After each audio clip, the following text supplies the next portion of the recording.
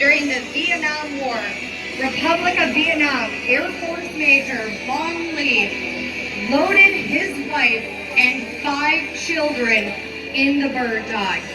Ladies and gentlemen, it is a 2-seat airplane, and during the war, Major Vong Lee and his family went into the Bird Dog that we see right in front of us. After evading enemy ground fire, Major Vong Lee headed out to sea and spotted the aircraft carrier, the USS Midway.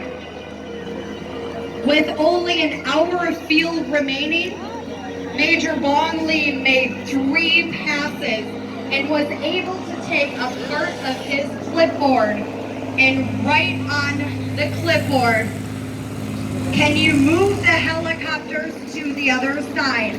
I can land on your runway. I can fly for 1 hour more. We have enough time to move. Please rescue me.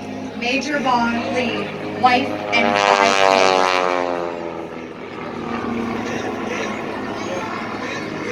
At that time, the captain of the USS Midway ordered $10 million worth of Hueys to be pushed off into the ocean to create way for Major Vong Lee and his family to land on the USS Midway. They had a successful landing, and the L-19 Bird Dog is proudly displayed in Pensacola.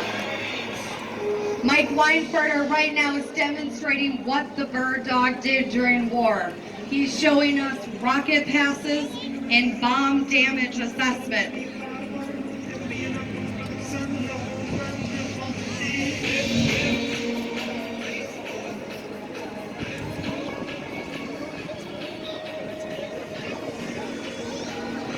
The Bird Dog now slow, you can see slow flight, which is just as hard to do.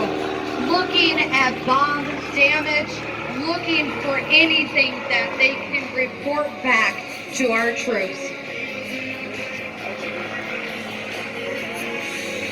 In just a moment, we will go live to the cockpit.